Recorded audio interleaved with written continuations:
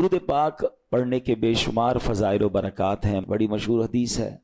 اللہ کے نبی علیہ الصلوۃ والسلام فرماتے ہیں کہ جو جمعہ کے دن 200 بار درود پاک پڑھے اللہ اس کے 200 برس کے گناہ معاف فرما دیتا ہے.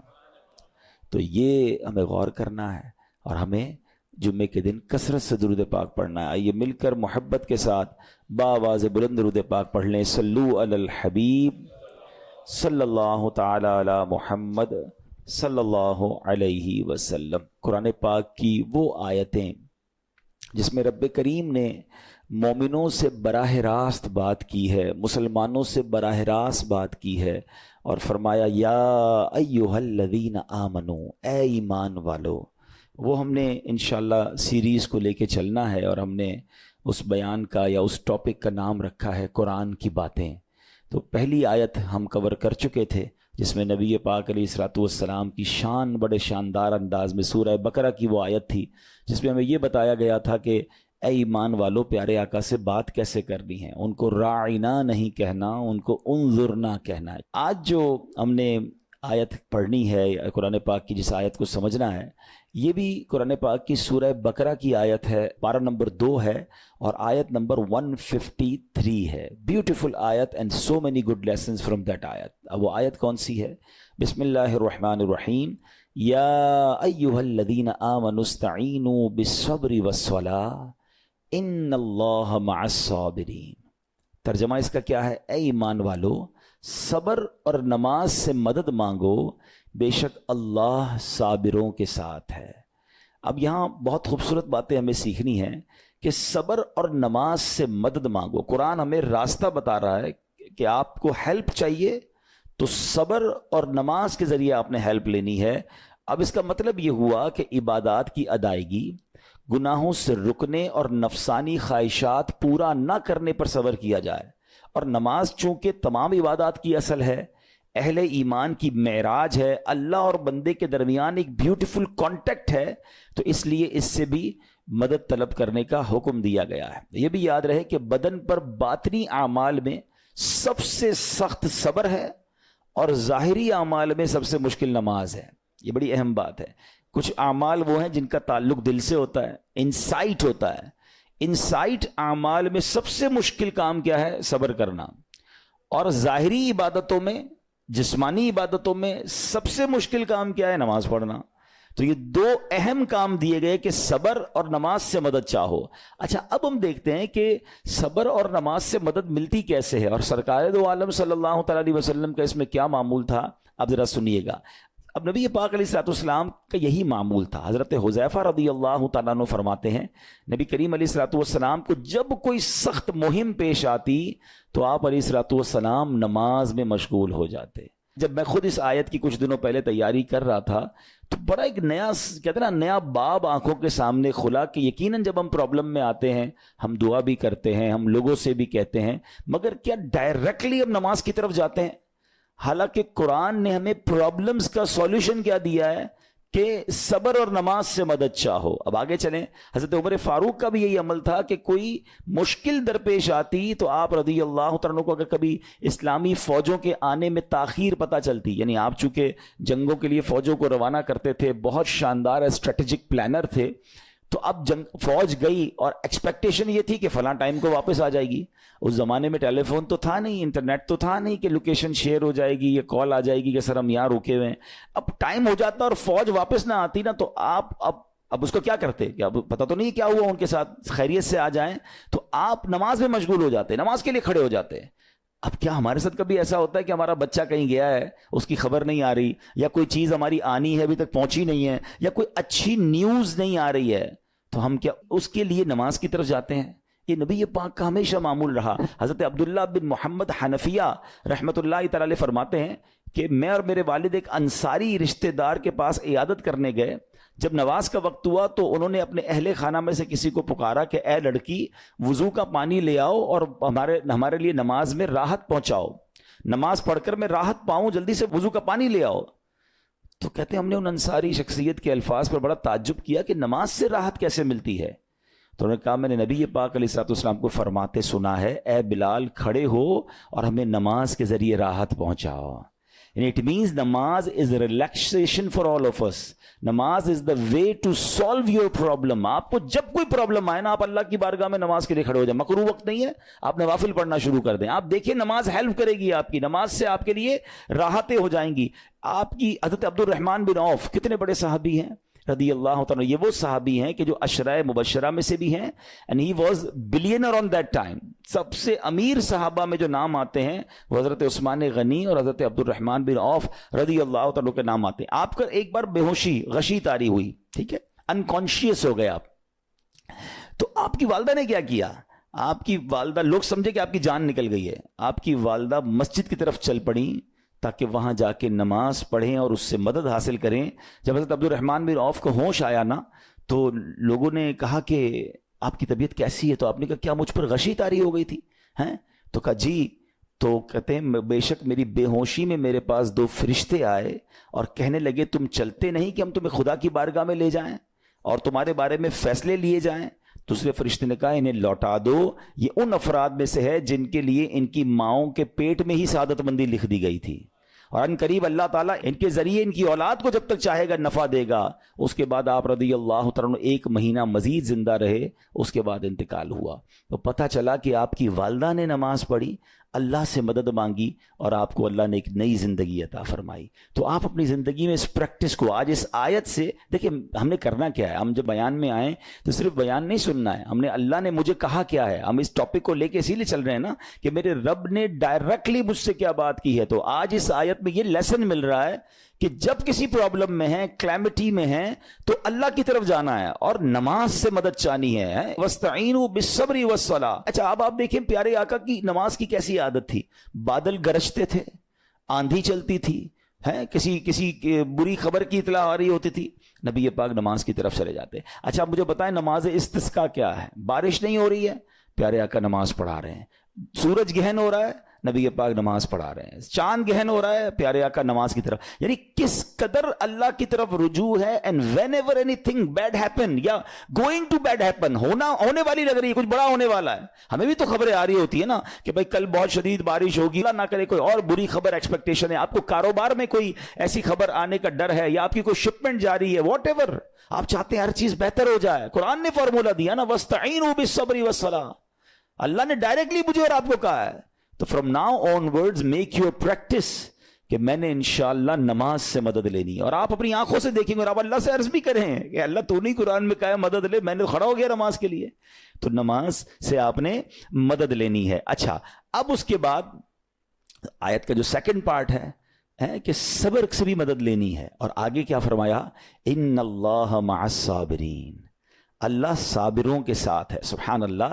इसका मतलब यह हुआ कि अल्लाह ताला अपने इल्म कुदरत के साथ वैसे तो हर किसी के साथ है, लेकिन यहां सब्र करने वालों का खास जिक्र इसलिए हुआ ताकि इन्हें मालूम हो जाए कि अल्लाह ताला इनकी मुश्किलात को दूर फरमा देगा. मगर करना क्या है? सब्र करना है. अच्छा, अब सब्र के बारे में 2 बातें बड़ी अहम हैं कि सब्र नॉर्मली हम जब भी सब्र के बारे में सुनते हैं तो सब्र हम कहते हैं यार तकलीफ आई है सब्र करो. यकीनन ये भी सब्र है, मगर सब्र की एक और किस्म भी है जो उससे भी सुपीरियर है, जो उससे भी अफजल है. और वो क्या है? गुनाह के लिए दिल चाहे, हराम के लिए दिल चाहे, नफसानी ख्वाहिशात बुरा काम करवाना चाह रही हैं और बंदा उस पर सब्र करे.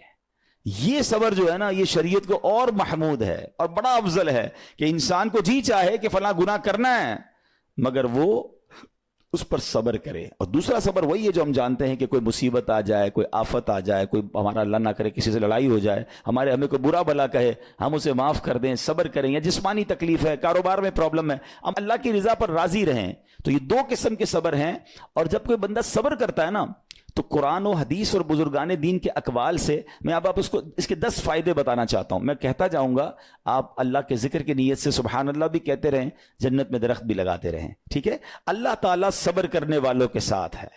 सब्र करने वाले को उसके अमल से अच्छा अजर मिलेगा.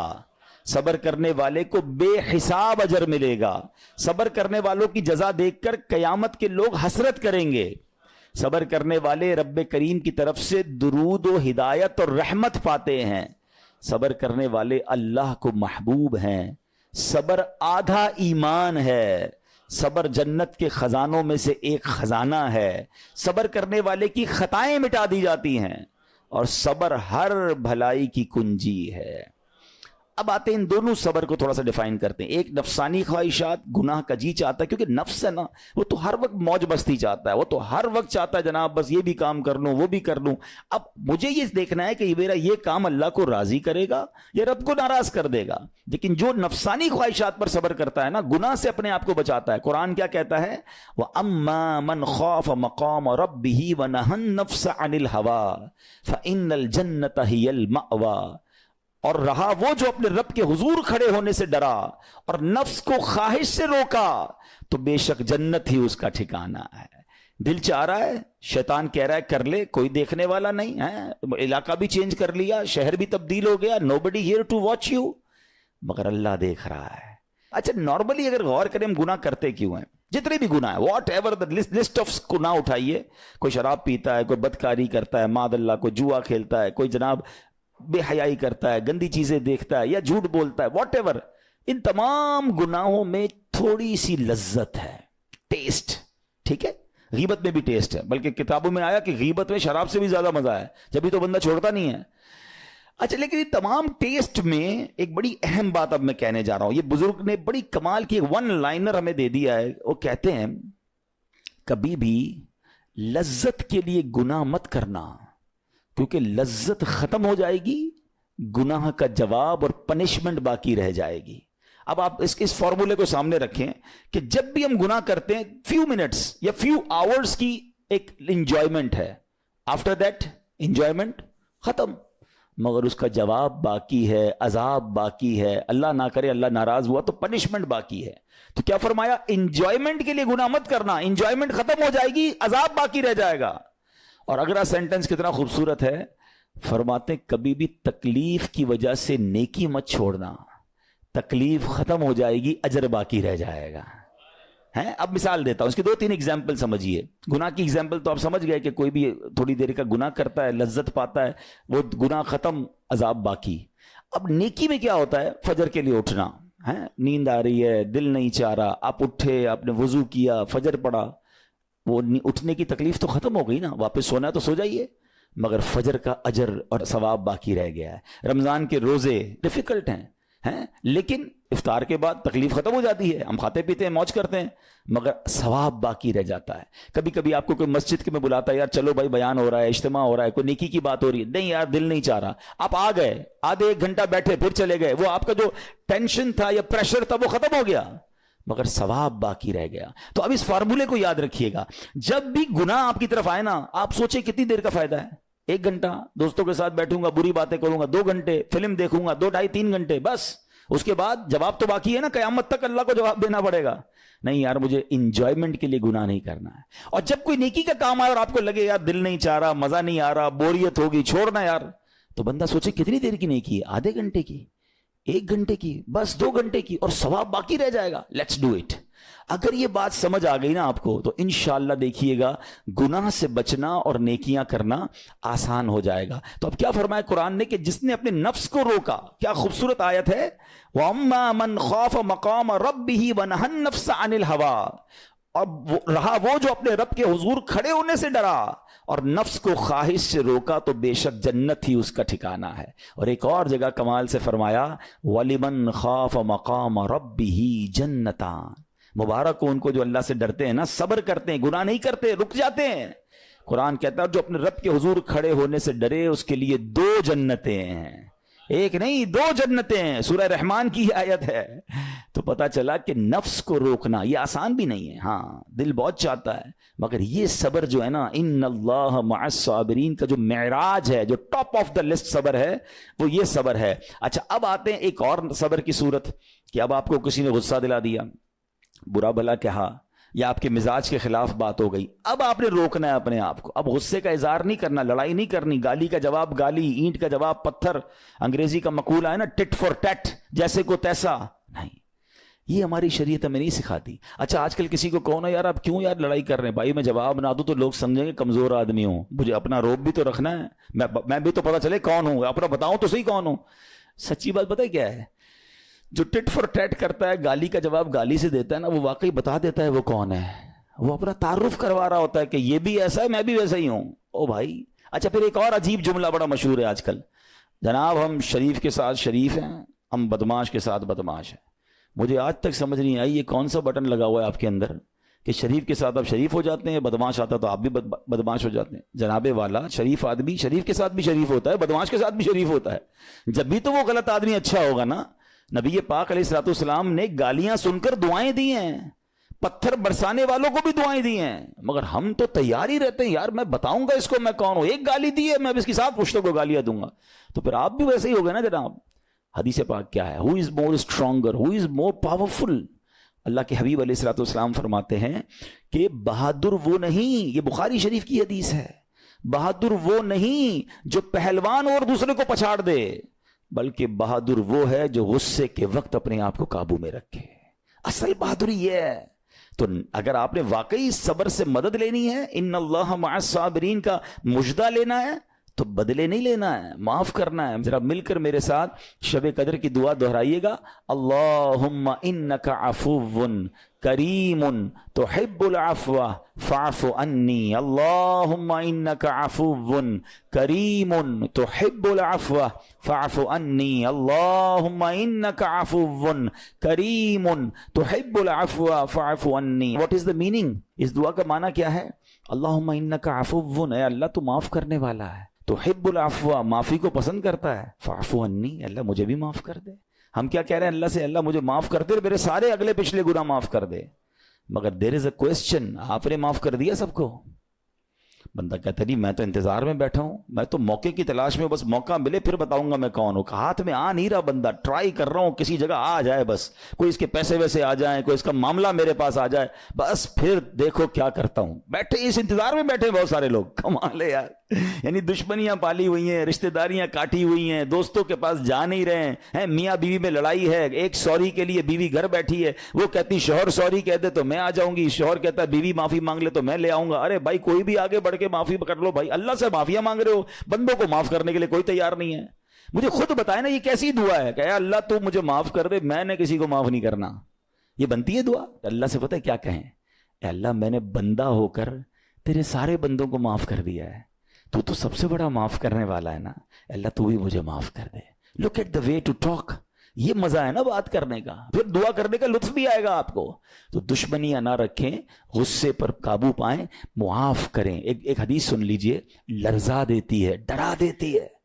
اللہ کے نبی علیہ الصلوۃ والسلام فرماتے ہیں جو رحم نہیں کرتا اس پر رحم نہیں کیا جاتا.